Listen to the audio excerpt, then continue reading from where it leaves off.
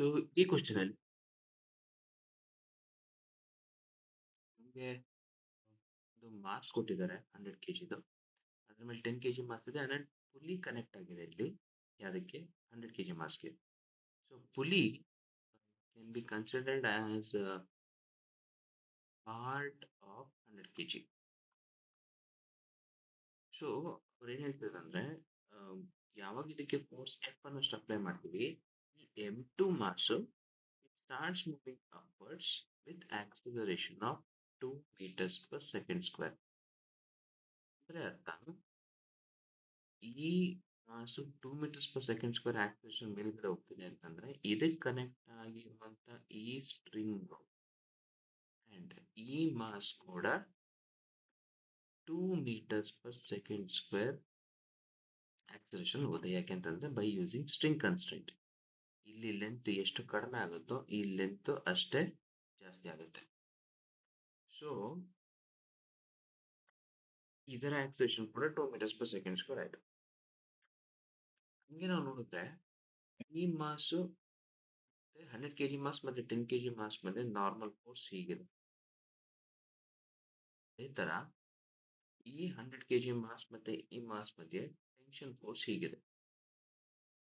ಅವಾಗ ಹೇಳಿದ್ವಲ್ಲ, pulley is considered a part of the mass. And ಅದೇ ತರ ಇಲ್ಲಿ ಟೆನ್ಷನ್ ಟಿ, ಇಲ್ಲಿ ಟೆನ್ಷನ್ ಟಿ. ಸೊ ಅಗೇನ್ ಈ 100 ಕೆಜಿ ಮಾಸ್ ಮತ್ತೆ 10 ಕೆಜಿ ಮಾಸ್ ಮೇಲೆ ಟೆನ್ಷನ್ ಫೋರ್ಸ್ ಕೂಡ ಟಿ. ಅಂಡ್ ಯಾಕೆ ಹೇಳ್ತೀವಿ ಅಂತಂದ್ರೆ they can be considered as internal force. ಅಂದ್ರೆ ಈ ನಾರ್ಮಲ್ ಫೋರ್ಸ್ ಎಂ ಮತ್ತೆ M1 ಮಧ್ಯೆ ಮಾತ್ರ ಆಕ್ಟ್ ಆಗ್ತದೆ. ಈ ಟೆನ್ಷನ್ ಫೋರ್ಸ್ ಎಂ ಮತ್ತೆ M1 ಮಧ್ಯೆ ಮಾತ್ರ ಆಕ್ಟ್ ಆಗ್ತದೆ. ಈ ಟೆನ್ಷನ್ ಫೋರ್ಸ್ M2 ಮತ್ತೆ M ಹತ್ರ ಮಾತ್ರ ಆಕ್ಟ್ ಆಗ್ತದೆ. ಸೊ ನಾವು ನ್ಯೂಟನ್ಸ್ ಲಾ ಆನ್ ಮಾಸಸ್ ನ ಅಪ್ಲೈ, ಸಿಸ್ಟಮ್ ಆಫ್ ಮಾಸಸ್ ನ ಅಪ್ಲೈ ಮಾಡ್ಬೋದು. ಅಂಡ್ ನಮ್ಗೆ ಗೊತ್ತು ಇವಾಗ ಈ ಮಾಸ್ ಮೇಲೆ ಗ್ರೌಂಡ್ ಇಂದ ನಾರ್ಮಲ್ ಫೋರ್ಸ್ ಏನ್ ಬಂದಿರುತ್ತೆ ಅಂತ.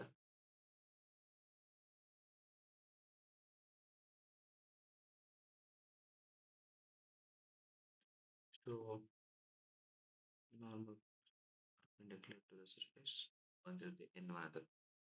ಸೊ ನಮ್ಗೆ ಈ N1 ಸಹವಾಸ ಬೇಡ.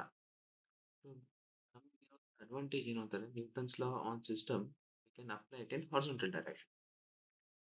ಸೊ ಅಪ್ಲೈ ಮಾಡಿದ್ರೆ ಹಾರಿಜಾಂಟಲ್ ಡೈರೆಕ್ಷನ್ ಅಲ್ಲಿ ಇರುವಂತ ಈ ಸಿಸ್ಟಮ್ ಮೇಲೆ ಇರುವಂತ ಎಕ್ಸ್ಟರ್ನಲ್ ಫೋರ್ಸ್ ಅಂದ್ರೆ ಇಡೀ ಸಿಸ್ಟಮ್ ಇದೆಯಲ್ಲ, so this is the system ನಾ.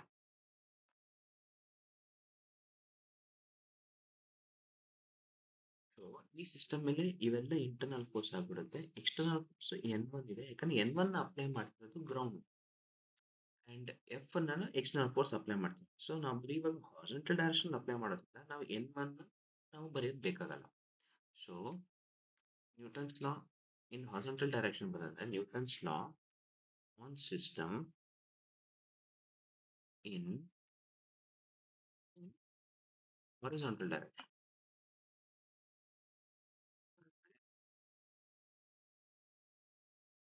ಹಾರಿಜಾಂಟಲ್ ಡೈರೆಕ್ಷನ್ ಬರೋದ್ರೆ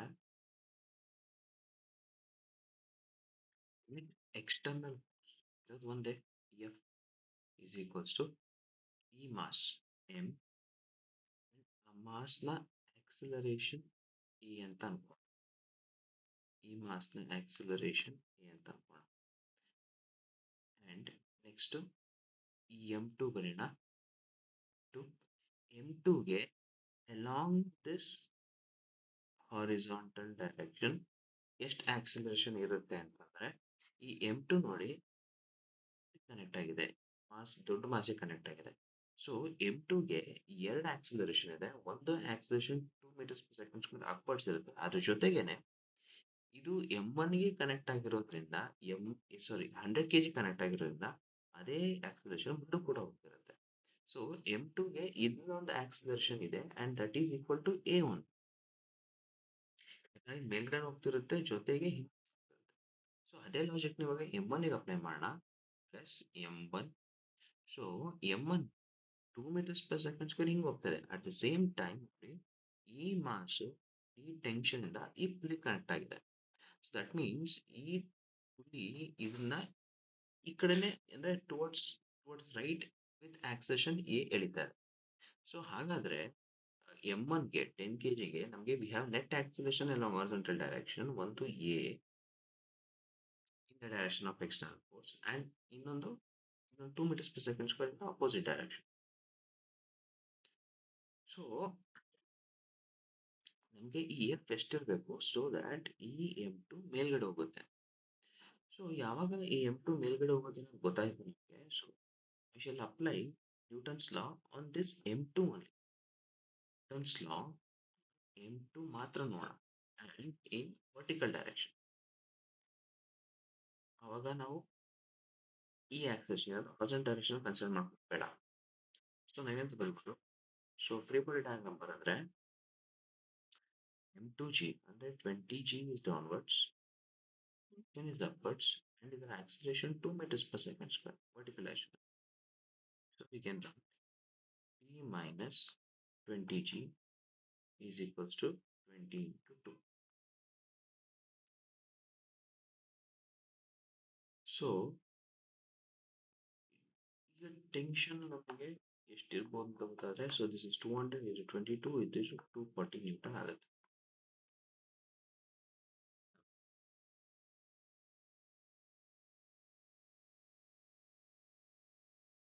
ಸೊ ಇದು ಟೆನ್ಷನ್ 240 ನ್ಯೂಟನ್. ಈ ಟೆನ್ಷನ್ 240 ನ್ಯೂಟನ್ ಇದೆ ಅಂಡ್ ಇಲ್ಲಿ ನೋಡಿ, ಈಗ ಈ ಮಾಸ್ಗೆ ಇವಾಗ ನಾವು ಅನಾಲಿಸಿಸ್ ಮಾಡಬೇಕು ಅಂತಂದ್ರೆ ಈ ಮಾಸ್ ಮೇಲೆ ಒಂದು ಆಕ್ಸಿಲರೇಷನ್ ಟಿ ಹೀಗಿದೆ ವಿಚ್ ಇಸ್ ಟಿ ಅಂಡ್ ಇನ್ನೊಂದು ಆಕ್ಸಿಲರೇಷನ್ ಈ ಕಡೆ ಇದೆ T.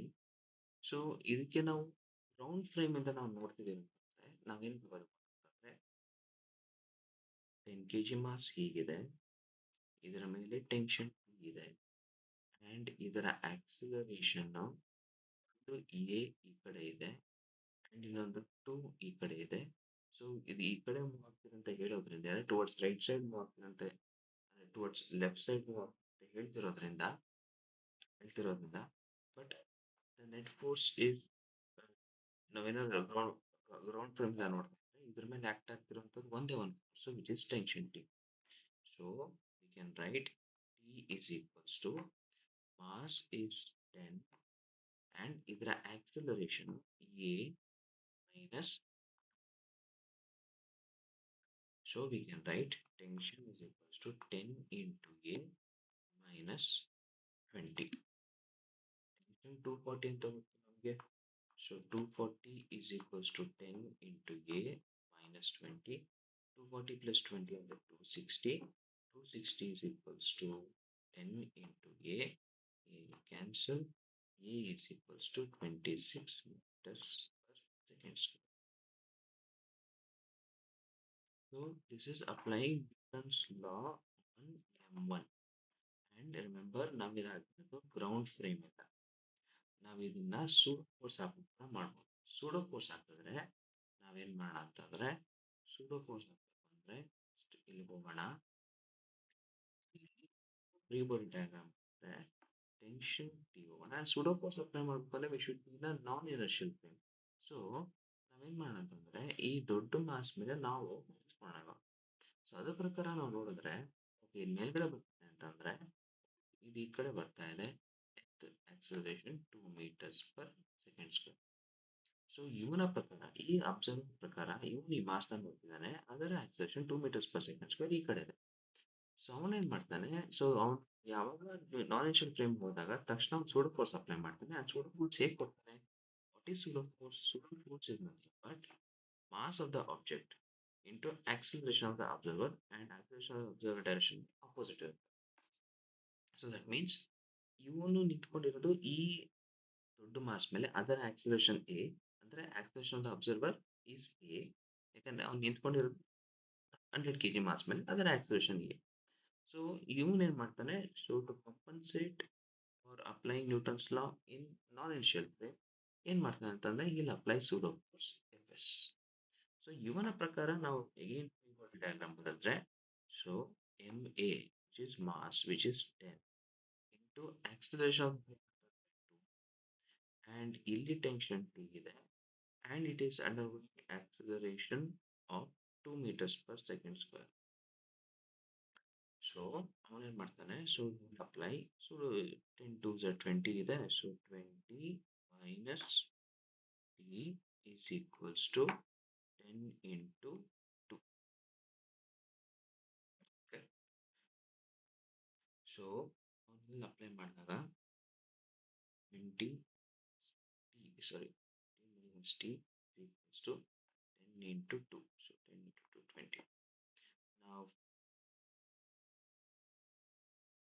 so 2 into in pseudo force apply ಮಾಡಿದಾಗ pseudo force applies 10 into so acceleration of the observer ಅಲ್ವಾ, so acceleration of the observer is 10 into a, sorry, 10 into a, so that is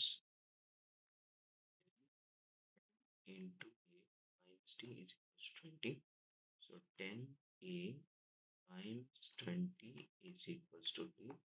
so T ಅಂತಂದು ಗೊತ್ತು ನಮಗೆ ಎಷ್ಟು 240 ಅಂತ, so 10 a is equals to t ಅಂತಂದು 240 plus 20 is 260, again cancel, a is equals to 26 meters per second square.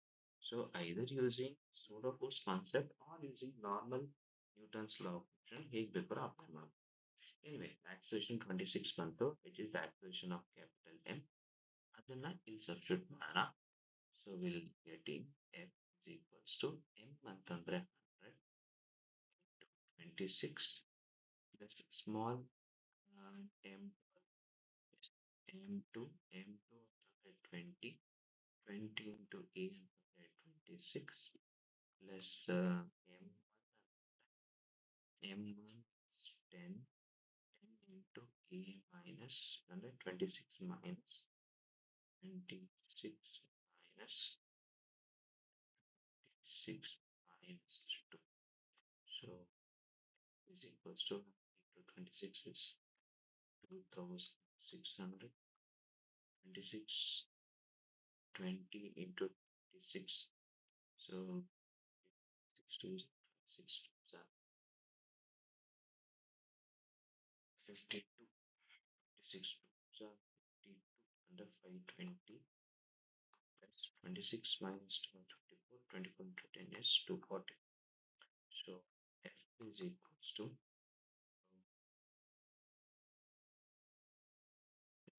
plus 2 6 plus 2 6, so 6, then plus 2 7 7 plus 6 13 13 3 3 plus 1 3, so this is the switch has to be applied so that ಈ mass 2 meters per second square ಮೇಲ್ಗಡೆ ಹೋಗುತ್ತೆ. So ಇಲ್ಲಿ ನಮ್ಗೆ important thing ಏನಂತಂದ್ರೆ ಒಂದು Newton's ಲಾ system apply ಮಾಡಿದ್ದು,